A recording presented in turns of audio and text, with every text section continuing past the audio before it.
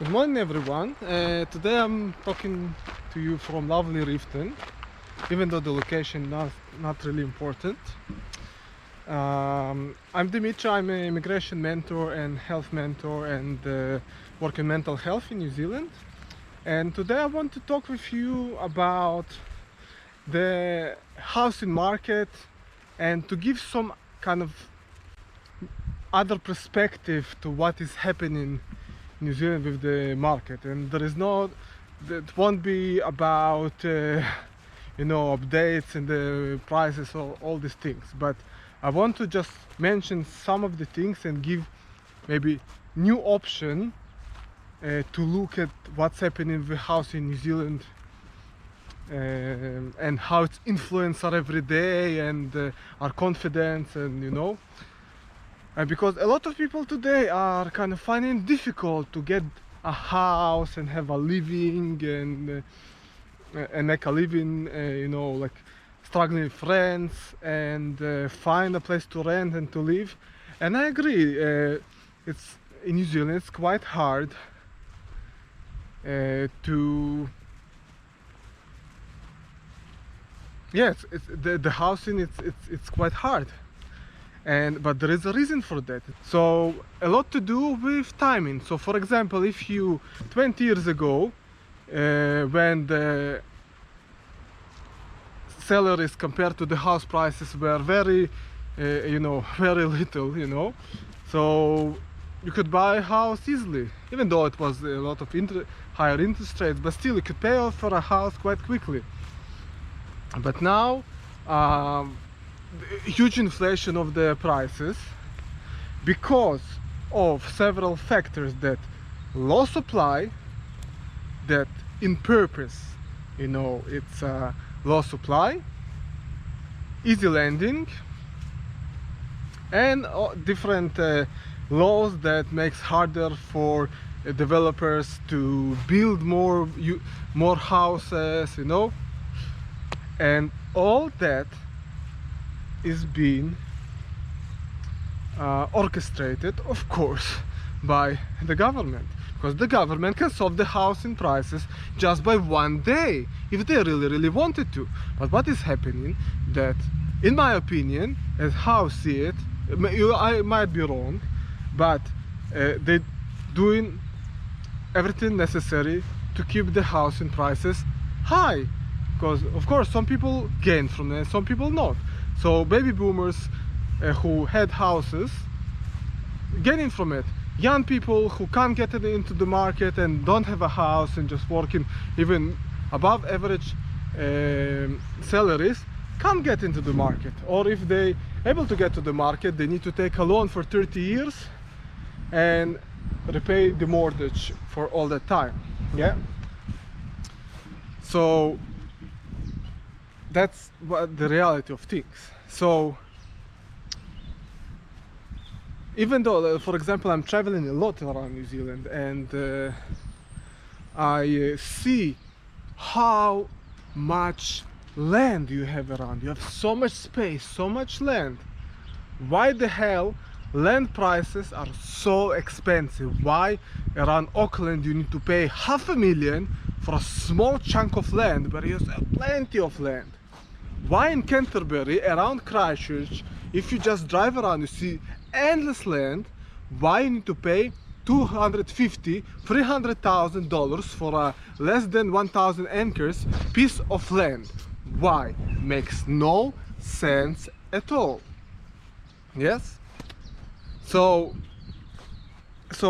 following that, so imagine that why do I think is that happening? Probably asking, so what's the point? Why the government wants the housing prices to remain high, and similarly to more countries? Yes.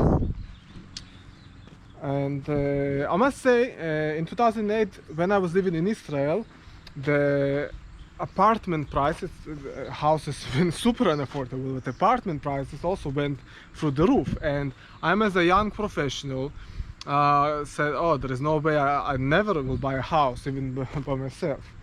Of course, I don't want to count on getting married, because I don't know, not everyone through life will be able to get married, but get married to have a house with someone, it's have a partner because of financial reasons, it's not something that I kind of, you know,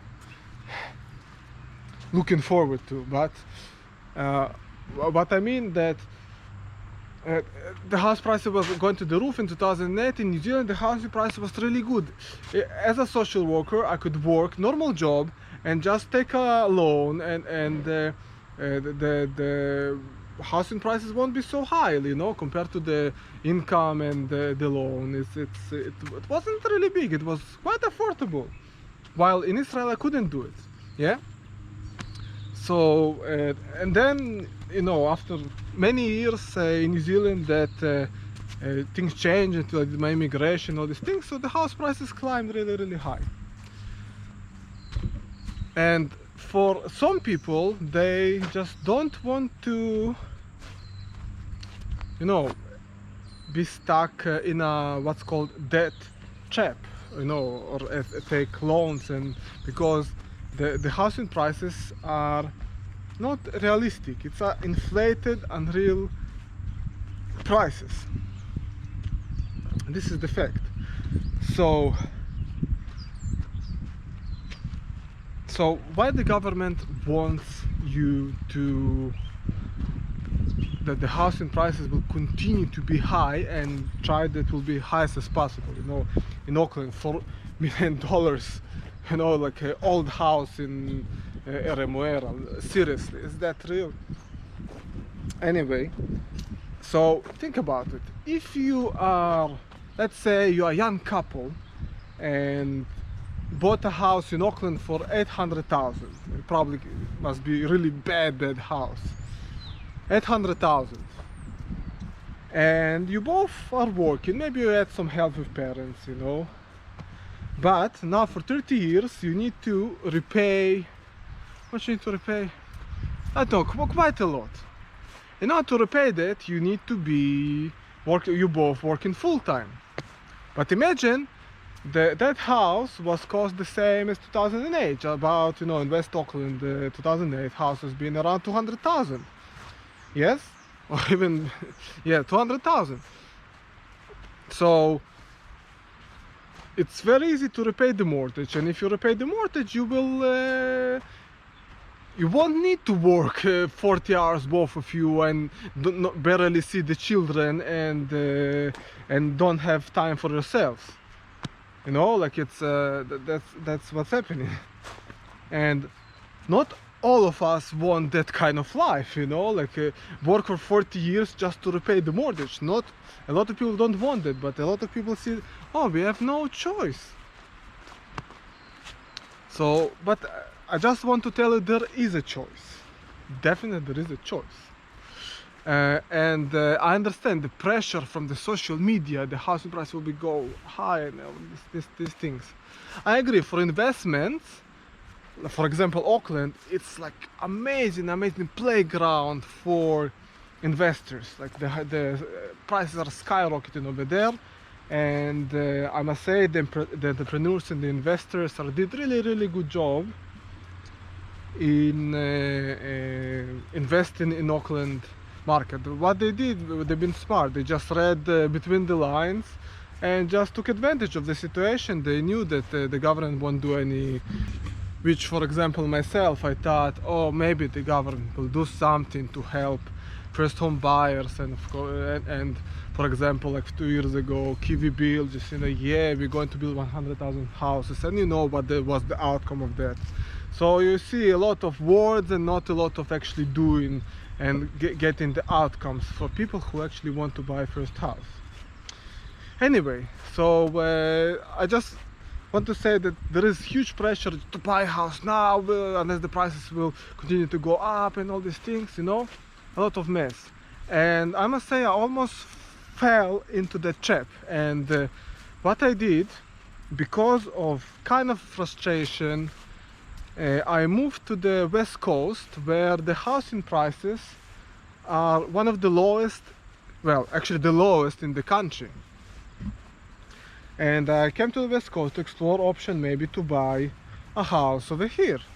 And sure did, I found a house that was weatherboard, quite kind of in a good shape, not insulated, but really kind of good shape, and was had a nice sleep out and about 1,000 square meters of land, kind of good, and the price was below 300,000. Thought, okay, maybe I'll buy it. And then I did my calculations, like actually the calculations. So it will be big 4-bedroom house only for myself and my partner, and I will be from financial reasons, I will be the main one who going to maintain this house. I didn't expect to have financial support from my partner, so my expenses will be already, so the mortgage, if I'm getting 30 years, okay, the mortgage won't be really high if it's 30 years. But if I want to repay my mortgage faster, it can be quite high, so it can be about $800 per week. But of course, if I'm taking the mortgage for 30 years, that will be a lot. It will be a lot lower. But in addition to that, I will have expenses of buying furniture. That in the West Coast, the furniture really expensive. It's not like you can go in a big city to second-hand shops and buy some nice furnitures. It's really hard to get any furnitures in the West Coast because the place is so small community and isolated, so the options are not really big. Plus you have insurance at least 2,000 per year. Plus you have rates at about 3,500 per year, and this expense is quite high. Plus you have electricity and the water and the rates, and plus you have the internet, plus you have the maintenance. Oh my god, all these expenses, and for what? Just knowing that I have in a house? But wait a second, who said I actually want to live in the West Coast? Because myself, I'm not really sure where I want to live. There is no a base for me anywhere else. Yes. So why I need this big nice house? Also, I don't really know a lot of people in the West Coast. I barely have someone to invite to. So I'll have just for second having a house, have all that pressure and financial pressure, and of course this financial pressure, of course I'll need to go to work and pay for that house and pay the bills and the maintenance and time for getting the loans done. That's all investment in time, and plus it will take from me one of the main things that I really love, to have freedom. Yes, I love freedom. I love to move from place to place, and I don't feel that, oh, this is the place. My family is not even here, they're overseas. I don't have close people that, oh, I want to live next to them. So nothing really holding me. So I said, well, probably I won't buy this house. Because the moment, what I'm doing, I live in a motorhome. And what I do in my motorhome, I have everything I need over there. And just for the comfort, yes, I'm just paying some house just to use the kitchen and the toilet and the shower, just from comfort. I have all that, of course, in my motorhome, but that requires me to to get to the dump station from time to time and empty the toilet and get some water. That's the only thing. Electricity also, I'm self-sufficient. I have solar power, so that's completely fine and enough, So my expenses are, fixing the motorhome and maintaining the motorhome. That's a lot less than maintaining a house. And I'm paying about $70 a week for between 70 to 90. 90 it can raise in winter when it's a lot of heating costs and stuff like that. But that's 70 to 90 a week. That's all my accommodation expenses compared to having a house with all the expenses that I said already. And also we don't know if the interest rates go up and down or whatever, So for myself, I see no point of fall into the trap of this housing bubble, because that's a bubble. Because the prices that we see are not making any sense, you know. The housing quality in New Zealand is really low, really low. Like, you're not paying for just some kind of amazing castle, you're just paying for house that's very low quality and cold and sometimes damp. You need to pay another thousands of dollars to just to make it, you know, livable, you know. And again, like this, the shortage and supply of the housing, it's actually, only in my opinion, it's something that pre-planned, because fixing that can be, I just give you 3 possible strategies that can make housing prices go down immediately and solve the problem. First of all, tax empty homes. You know, some investors from overseas that bought homes years ago, and they are holding their houses empty and they're not renting them out. And there are tens of thousands like this around New Zealand, a lot of them around New Zealand. If the government just put some tax on them, they'll be sold like that. Of course, because it won't be worthwhile to hold for them the houses. Of course they're going to sell. Another thing, allow more freedom for people to build whatever they want. You know, let's say I want to build some house from natural materials. Why are the council interfering with my plans, how I want to build my houses? That's my responsibility to build a safe house for me. I'm not a mad. I can make my own decisions. I want to build a house that will be from materials that 20 times cheaper than just wood, or that the government sold to the Chinese businessmen, and now the wood prices are through the roof, you know. I want to choose my own materials, you know. So why do you restricting me with that? That's my choice. No, but I can't, or not just me, like, you know, other people can't. Another thing that the government can do is build some tall buildings with apartments, just skyscrapers or something. Okay, I understand that in some neighborhoods you can't kind of do it, but let's say you build few buildings like that with that you see like really tall, with hundreds of apartments. I'm sure a lot of people will want to live in these apartments and pay just $100,000 per each small apartment and just finish with that. They don't want the problem with the debt and pay all their lives for a mortgage.